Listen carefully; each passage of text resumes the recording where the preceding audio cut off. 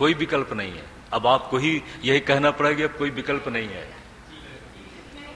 भरते जाओ पात्र, नया रक्त बीज पैदा होता चला जाएगा। आपके पात्र भर करके भी कहीं छलक सकते हैं। क्या उपाय है? कोई ऐसा हो जो उसको भी पचा जाए, रक्त नीचे भी न गिरे, अपने शरीर में आकर के फिसल करके भी नीचे न गिरे। अगर अपने हाथ में कोई पात्र है तो पात्र उसके खप्पर तो है, लेकिन वह भर करके नीचे भी तो गिर सकता है ना। लेकिन कोई पचा जाए तो पचाएगा कब? जब पी जाए। तो उसने अगर रक्तपान किया तो किसके लिए किया? अपने स्वाद के लिए किया है, लोकहित के लिए किया है। और लोकहित की पीड़ा को दूर करने के लिए जो उत्पीड़न के तंत्र में खड़ा है, उसको जब तक खत्म न किया जाए तब तक लोकहित की रक्षा नहीं होगी। तो उसने लोकहित के लिए किया। वह काली और उसका प्रतीक है। आपको खड़ी हुई कहां दिखती है?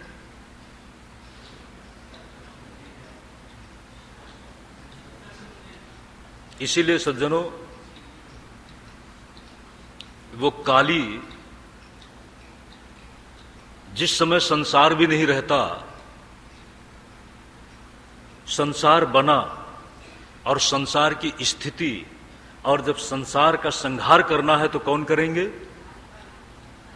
बाबा जी। और बाबा जी के साथ में शक्ति कौन है? थी बड़ी सौम्य, बड़ी सौम्य थी। बाबा जी ने कहा, पत्नी धर्म का अब तुझे निर्वाह करना होगा। क्या? मेरे संहार का कर्म अब मुझे पुकार रहा है कि मैं अपने कर्म में उतरूं। तब तुम क्या करेगी? वो मौन है, करुणामयी है ना, मौन है। बाबा जी ने कहा कि जब मैं संहार के कर्म में उतर रहा हूं तब तुझे भी कुछ सहयोग करना चाहिए। अभी वह तैयार नहीं होती है। बाबा जी ने फिर कहा, तब वह हूंकार करती हुई जब तैयार होती है, जब तक नारी नहीं निकलती है, और निकल जाती है तो फिर उसकी गति को रोकना बहुत मुश्किल है। नारी जब तक नहीं लड़ती है तब तक नहीं लड़ती है। अगर लड़ने को शुरू कर दे, मुझे तो पता नहीं, घर वाले जानते होंगे कितना अच्छा लड़ सकती है। और हमारी लड़ने की परंपरा बड़ी पुरानी रही है। कभी कभी मैं देखता था माताएं लड़ पड़ती थीं। शायद आज भी घरों में कहीं ना कहीं थोड़ा बहुत तो होता होगा, लेकिन हमको पता नहीं चलता है। आपको जरूर पता चलता होगा। घर में मां कब लड़ती है? चुपचाप देखती रहेगी, सहन करती रहेगी। लेकिन जब उसको लगेगा कि मेरे बेटे को बार बार कोई तिरस्कार कर रहा है, चाहे वो जेठानी हो, देवरानी हो, फलाने फलाने कोई भी हो, जब उसका ममत्व बार बार आहत होने लगेगा, तब उसके अंदर जो आक्रोश पैदा होगा, तब वो रोक नहीं पाएगी, लड़ेगी। तो उसकी लड़ाई कहां शुरू होती है? घर में। ध्यान देना, जब बाबा जी ने कहा कि मेरे कर्म के साथ सहयोग कर, तब वो चल पड़ी।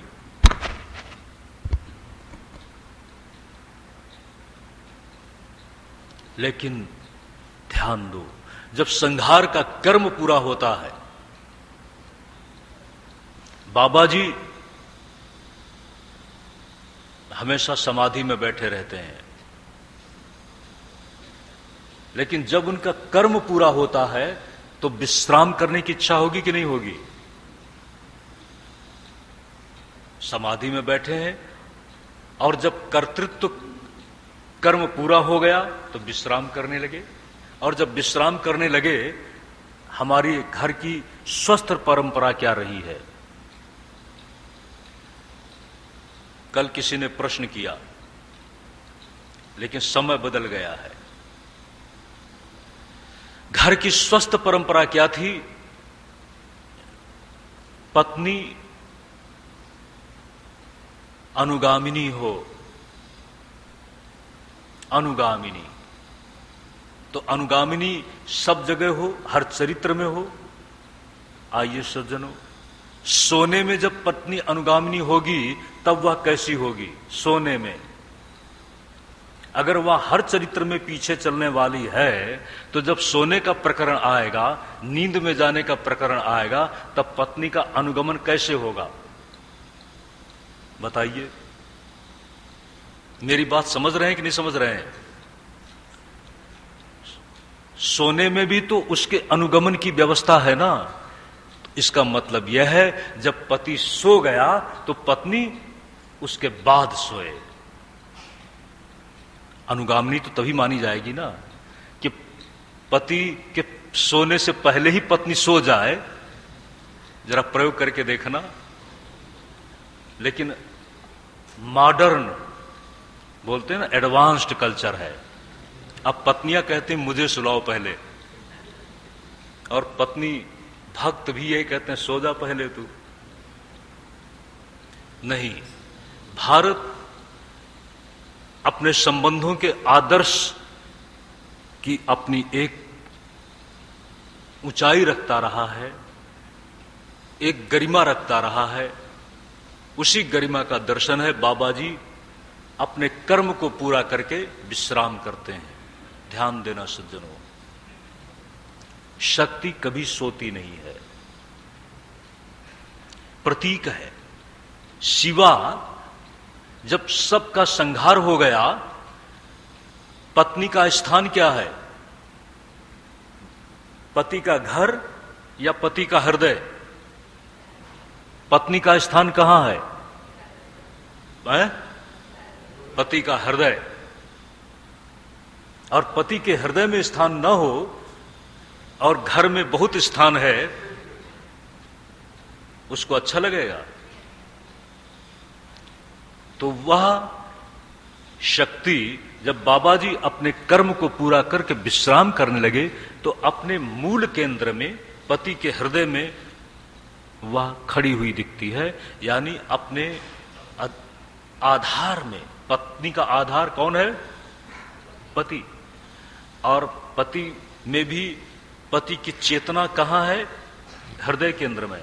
उसी हृदय को आलंबन बना करके काली खड़ी हुई दिखती है। यह है काली का रूप।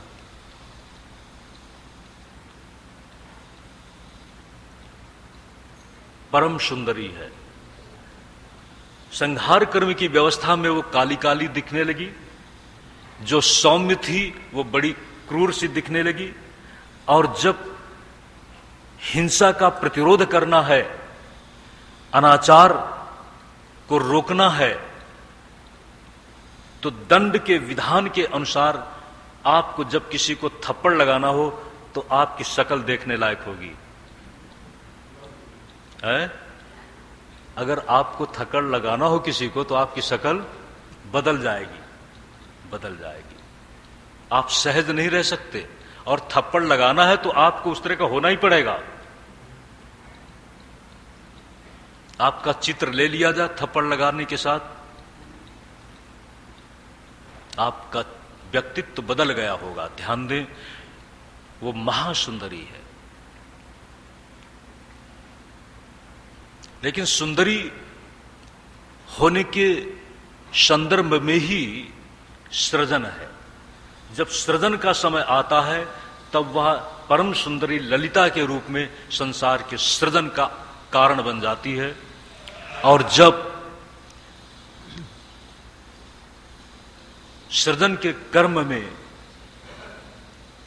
पूर्व भूमिका में आती है तो वह परम शिवा है, शिवा। तब वह भुवनेशी है। लेकिन जब वह पति की रौद्र भूमिका में अनुसरण कर्त्री बनती है तो इसी के साथ वह भवानी है, चंडी है। काली काली दिखने वाली काली है, लेकिन वह अंदर से कैसी है? भद्रकाली। काल को भी संयमन करने वाली, काल पर भी शासन करने वाली शक्ति कभी नहीं सोती, याद रखना। जब संसार नहीं होता तब भी शक्ति है। अपने आराध्य, अपने परम पुरुष शिव को अधिष्ठान बना करके वह निरंतर जागृत है। यही काली का रूप है। और उस काली में भद्र रूप भी है। जिस समय भरत को बलिदान करने का आयोजन बना और बलिदान के साथ प्रहार करने की तैयारी हुई, इसी समय काली अपने व्यक्तित्व को प्रकट कर देती है। जड़ भरत की विशेषता है, कल बताया था, जड़ हो गए। जड़ का मतलब है कि अब देह के साथ भी अध्यास नहीं रहा। ठीक होने दो, देह के साथ भी अब चिंता नहीं है। जो मिल गया कुछ, जैसा भी है ठीक है। उन्हीं जड़ भरत के साथ एक प्रसंग आता है राजा रहुगण का। राजा रहुगण ने सत्संग में जाने का आयोजन बनाया। सत्संग में जा रहे हैं, लेकिन पालकी में बैठे हुए जा रहे हैं। और पालकी समझते हैं, पहले कंधे में पालकी लेकर के चलते थे, शादी ब्याह में खास करके चलते थे। राजा भी पालकी में चलते थे। राजा रहुगण जा रहे हैं। एक कहार जो पालकी ढोने में लगा हुआ है थोड़ा थक गया। राजा ने कहा किसी व्यक्ति को ले लो, क्योंकि राजा ये मानता है कि सब हमारा राज्य है, प्रजा में हमारा अधिकार है, जो ठीक लगता है उसको पालकी में लगा लो। जड़ भरत मिल गए, उनको पालकी में लगा लिया गया। लेकिन जब चलते हैं नीचे, कल्पना करिए, पालकी में राजा रहुगण बैठा हुआ है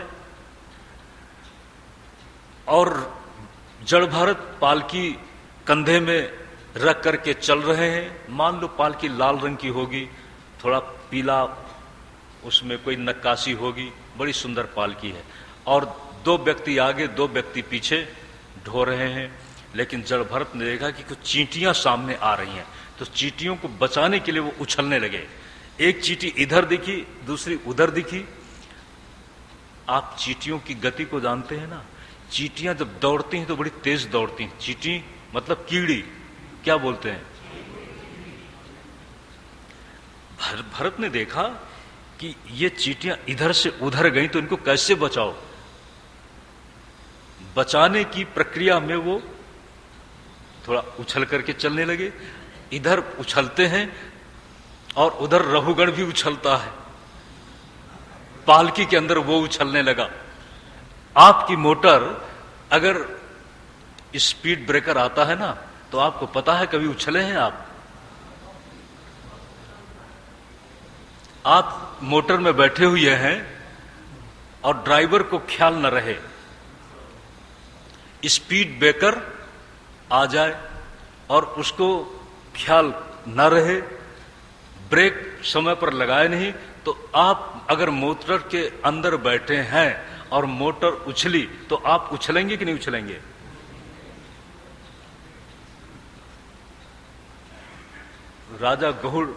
राजा रहुगण को ऐसा लगा अब ये क्या हो गया। पालकी को पकड़ करके अपने आप को संभालते हैं, गुस्सा आ गया। जब गुस्सा आ गया तो बोलना शुरू किया, व्यंग करना शुरू किया। लगता है बहुत कमजोर हो। उनको ये पता नहीं था कि ये कोई महापुरुष है, ये चींटियों को बचाने के लिए अपना बैलेंस संभाल नहीं पाया, उनको पता नहीं है। राजा रहुगण कहते हैं लगता बहुत कमजोर हो। बात यह था जड़ भरत तो बिल्कुल मस्त थे,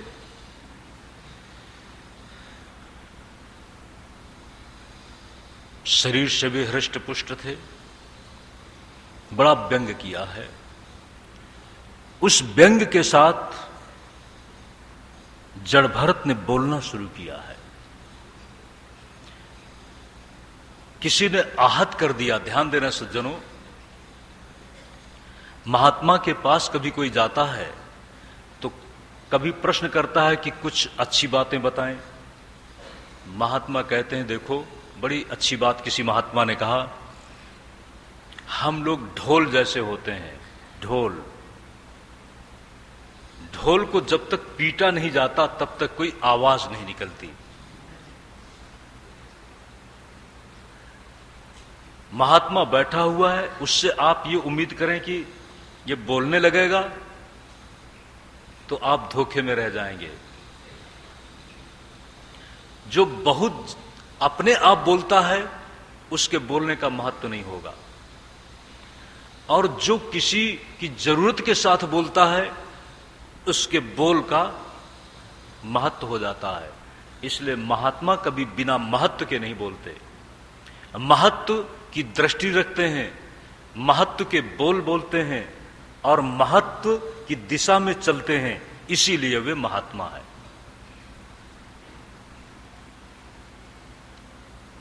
महत्व की भूमि में ही उनकी प्रतिष्ठा है, महत्व, इसीलिए वे महात्मा है।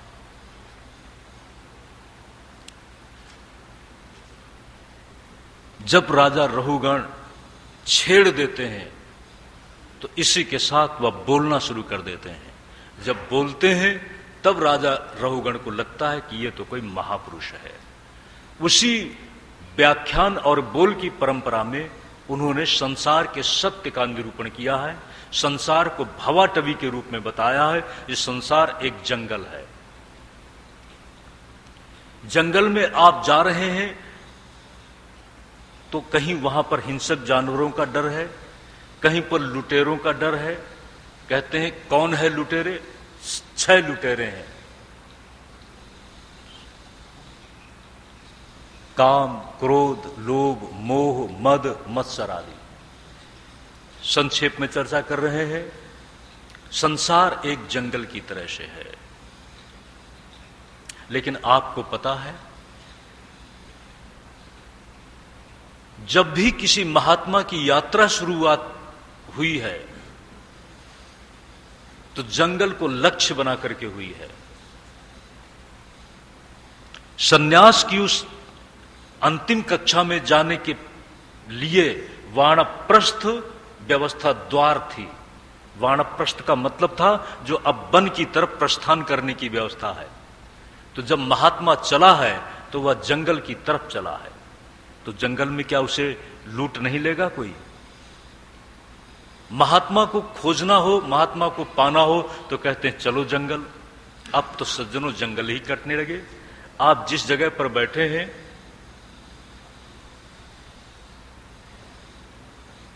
चारों तरफ जंगल ही जंगल था। ये जो बस्ती आप देख रहे हैं कुछ भी नहीं था। जो शुरू शुरू में यहां पर आए हैं, यहां तक भक्तों को लगा कि तो बहुत दूर है और बहुत एकांत है।